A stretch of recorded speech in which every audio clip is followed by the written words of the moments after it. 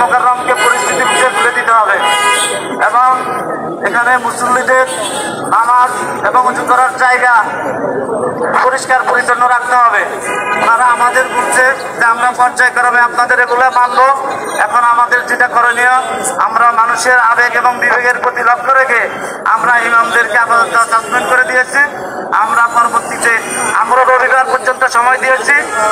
রবিবার পর্যন্ত ওনারা রবিবারের মধ্যে আমাদের জন্য স্থায়ী ইমাম নিয়োগ করবেন, এতটুকু আমাদেরকে আশাবাদী করেছেন।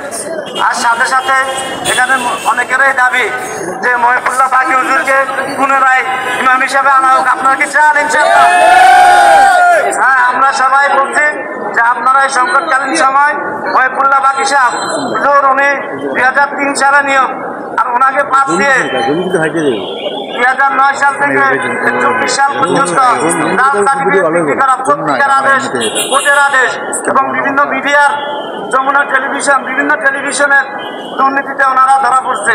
এই জাতীয় লোক দিয়া শুধু সরকারের 5-18 জন্যই ওনাদেরকে দিয়ে এখানে ইমামতি করানো হয়েছে।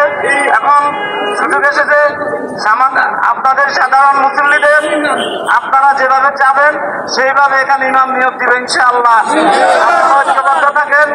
আমরাও তালিকা দিয়েছি, আমরা বলেছি আল্লামা মামুনুল হক, মিজানুর রহমান আজারি হুজুর এবং সাবরি সাহেব এবং রশিদ আলম কাসেমি সাহেব এর মতো কারাবন্দী লোকদেরকে এনে এখানে ইমামতির দায়িত্ব দিতে হবে, নাহলে দেশের জনগণ দিবে না ইনশাআল্লাহ। আপনারা আমাদের সাথে থাকেন।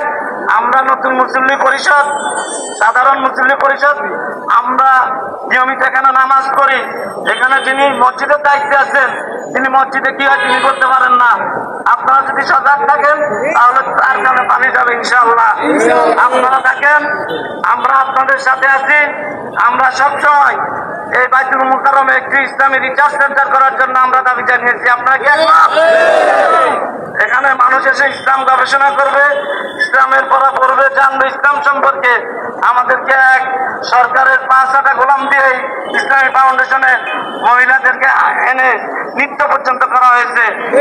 আমাদের ধর্মের নামে ধর্ম, এ ধর্মের আর কিছু হতে পারে না। অতএব ভবিষ্যতে এই ধরনের কিছু আমরা করতে দিব না, ঠিক আছে ইনশাআল্লাহ?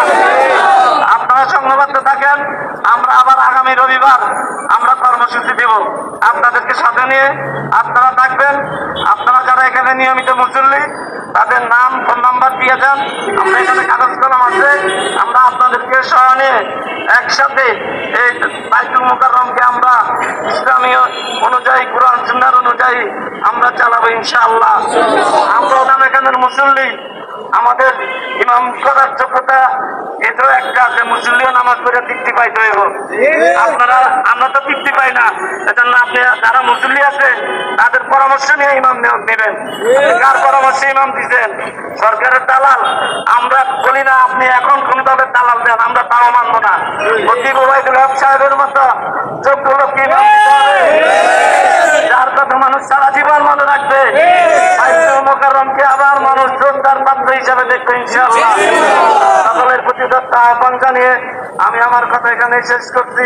সকলকে ধন্যবাদ।